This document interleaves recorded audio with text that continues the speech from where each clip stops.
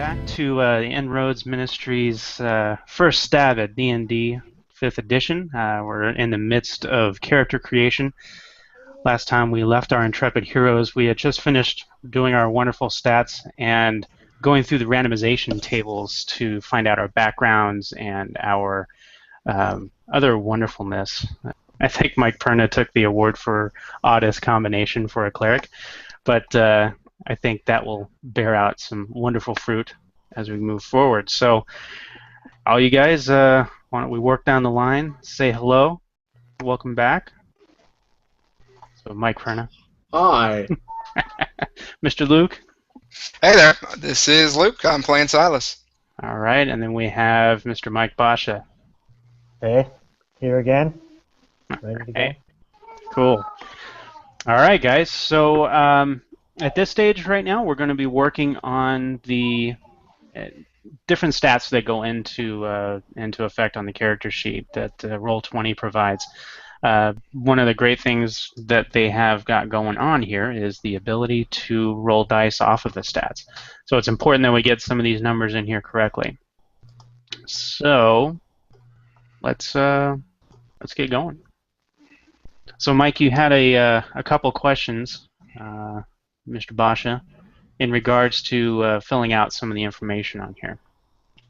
Yeah, and I think to some of the long-time players, there'll be some goofy questions. But like, for example, let's start with core stats here. So we rolled for these. I know these are based on these values here, but then the save bonuses here. Did we put those in, or are those just equal to the mods there? No, the macros work that out. The macros work So that for the most part, they are equal to the mods, but you'll have certain save proficiencies based on the class and the background and things like that, which will give you an additional +2 to your save bonus. Okay. Right.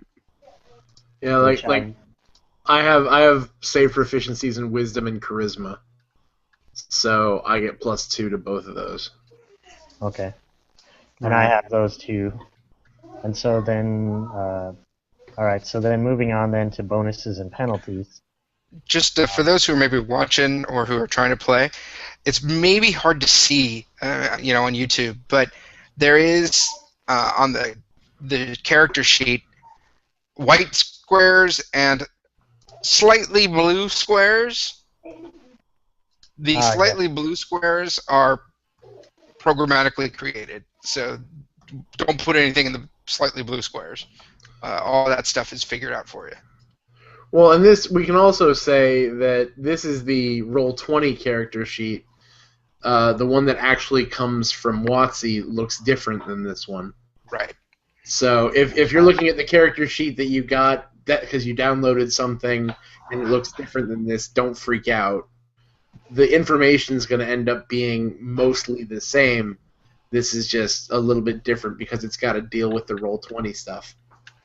Right, and one of the big things with Roll20, if you're looking at that character sheet, you'll see right along the column there that Mike Basha was pointing out, the save buttons right there are actually the macros that are linked to those individual abilities. So when he's rolling each of those buttons, it's going to roll a set of dice that takes that information into account. So, and we like those. Absolutely. It is fun to at least see the digital dice rolling across the table. So yeah, we can sit back and enjoy that. Okay. Speaking of digital dice, when do I get to roll on the trinket chart? That's all we care about now is the trinket chart. I know. Why are we messing around with this other nonsense when we could be rolling for trinkets? Well, I guess we could go ahead and go for something like that. If we're I'm looking at the trinket chart right now. So where's that trinket chart, Mr. Navarro? Is that in the DM Basic Guide? It is on page 54 and 55 because that's how awesome it is. 55. Because you need a table that big. You always need a table that big. Amen to that. All right, so If you're playing your home game and don't have the PDF, but have one of these swanky books, it's on page 160 to 161. Follow along in Punk. your hymnals. Follow along in your hymnals as we do. uh, I haven't heard that in forever. Mr. Mike is sharing the PDF. Yeah, for anybody under about like maybe 30, they're thinking, "What's a hymnal?" What's a hymnal? Yeah, look up at the screen. Look up the screen. This is what we're talking about. There we go. Blow that up. Oh, Nice. there's so much good stuff on this trinket chart. What page is that, Mike? 54. 54. Oh, I was way off. Oh, you overshot. Now you're into the spells and everything. I'm totally sharing your screen so everybody can see the wonderfulness of this document. Aha. Because we will clearly not have time to go over all of these because there's 100 of them. There are just a couple that I'd love to share with our viewing audience to give I'm you gonna cut you off and immediately look at number 29, which is a pair of old socks. How about I was particularly intrigued by number 9, a rope necklace from which dangles 4 mummified elf fingers. Ah, I saw elves that one too. no fingers. How about this one? An ornate scabbard that fits no blade you have found so far. Oh, that's just awesome. That's just begging the GM Nope. to uncover some wonderful. I'm really hoping I roll a 93 at this point. 93 is an empty wine bottle bearing a pretty label that says The Wizard of Wines Winery, Red Dragon Crush, 331-422-W. Red Dragon Crush. That sounds like some kind of a late night soda pop that we would drink just to stay awake. All right, so who's rolling first? All right, Luke, you've been the quietest so far. I'm going to have you roll first. The quietest. 1D100. Ready? D100. Yes! I'm on your screen. Oh, What's happening? It doesn't roll the D100 on the Oh, screen. but it didn't even give me an answer. Did I type it wrong? What did I do? Wah, wah. You're fired. I'm so sorry. Thank you so much for joining. We're going to have to ask you to leave. All right, so in the window down on the bottom, and what I'll do is I'll actually share my screen real quick so you guys can see this. oh, do I have to slash first or something? Slash You do. roll. You do. Okay, you do. slash roll 1D100. Okay. 39. 39. 39 39. is an Referencing empty the book. glass vial that smells of perfume when opened. I'm going to write that whole thing in my In your inventory. inventory. That's what you need to do. Please do. So a note on the inventory then. Where are we putting the inventory in here? Let's see here. I saw a section for that. You certainly did, sir. Inventory. Bickety bam, there it is. Oh, so much inventory. All right.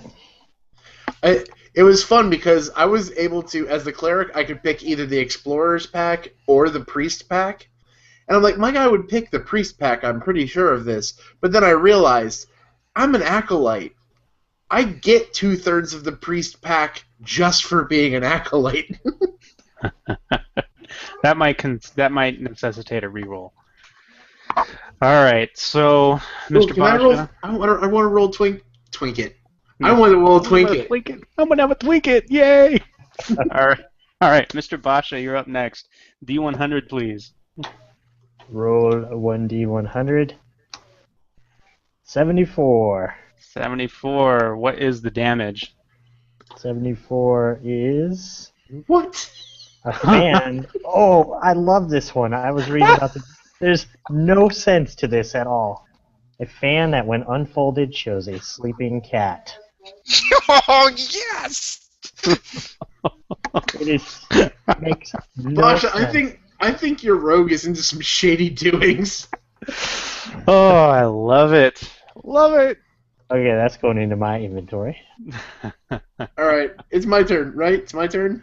Mr. Perna, let it rip. 46.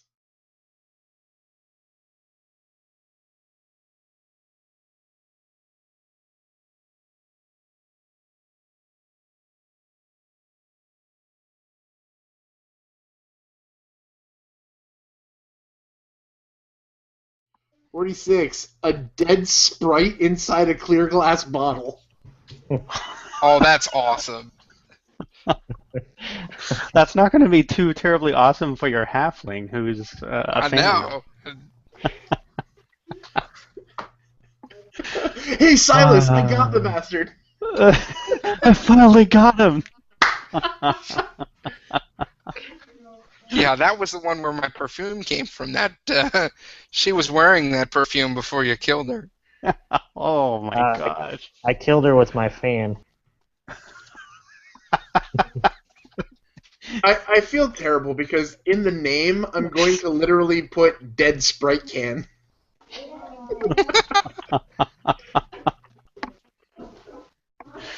So, all right, so let's see. Silas chased it into a corner, then the rogue smashed it with his fan, and then scraped it into a jar for burnt. Into a jar for me, yeah.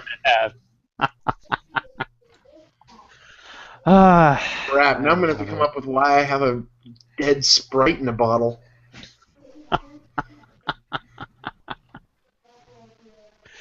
I do enjoy these randomizations. Yes, I do. Yes, I do. All right. So we've got our randomizations. We've taken care of backgrounds, personality. We've taken care of abilities. So, one more note on inventory. Yes, sir. So, with our kits, like I have a thieves' tools kit and a burglar's pack. Do I put each item in my inventory, or do I just say thieves' tools? Up to you. Yeah. It depends on if you want to look what your pack has in it all the time, or if you don't want to do that. Right. If you don't. If you have the reference that as far as what you know is in that pack, I mean, you can have it on the character sheet just for your own notes. It's really totally up to you. I know when I first started, I put everything down just because I liked seeing the whole list. Well, I'll tell you that for my explorer's pack, I itemize that thing mostly because if I don't, I completely forget what's in there. Absolutely. Yeah. Because I mean, you never know. Like, it sounds really dumb, but I'm in a campaign right now where I'm playing a dwarf. Surprise, surprise. In a band of dwarves, and I totally forgot that I had a rope and a grappling hook that I could use to pull something into a baddie into a pit of lava. So I had to look at my chart and say, "Oh my gosh, I've got a rope and a grappling hook."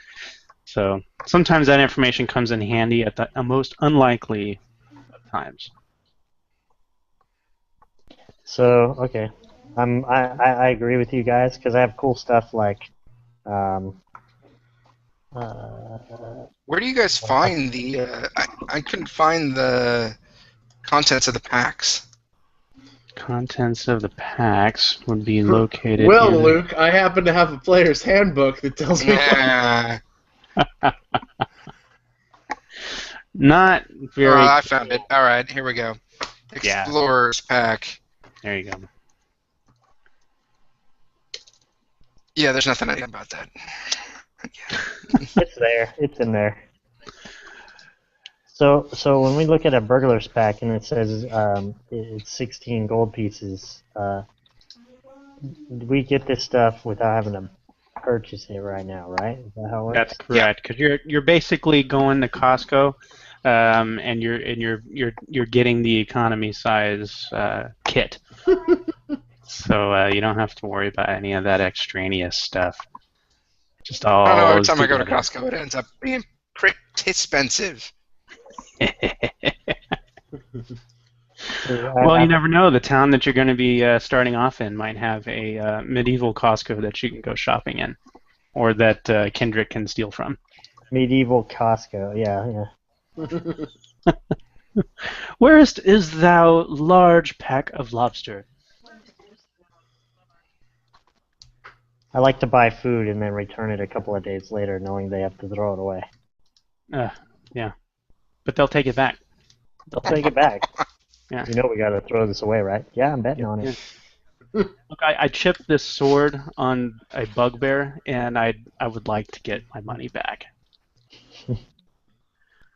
You'll find out what a bugbear is, Mike. You'll see. Omar. Oh, bugbears. Is it a pen? Is it a You ever Otter play bear? D&D? Is this happening? I don't see why not. I mean, we've got all these numbers and dice and stuff that we've taken care of, and I think we might be ready. I think we might be ready. So, Because I need a magic and- missile something really bad. Yeah, for those of you who are wondering, hey, are our magic users going to go through and put in all of our spell stuff? That's actually really tedious and boring if you're watching us do that. So we did that off camera. oh man, I was totally gonna film it, and then I was gonna have music in the background going la la la la la la la la la. Oh, it is so tedious to type this stuff in.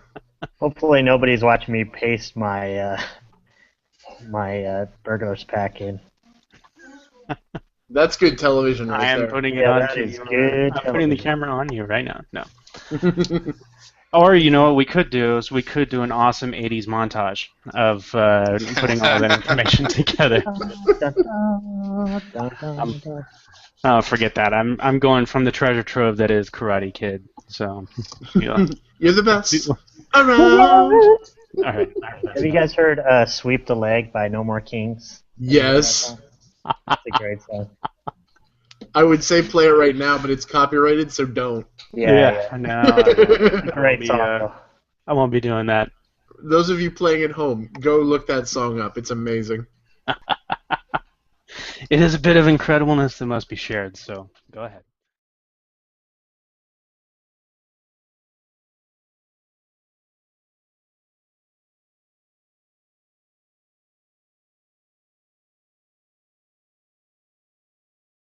With that being said, let's go around the table and we'll do some quick introductions. Um, First off, my name is Jeff Roma. I'll be acting as DM for the game and doing my very best not to commit a TPK.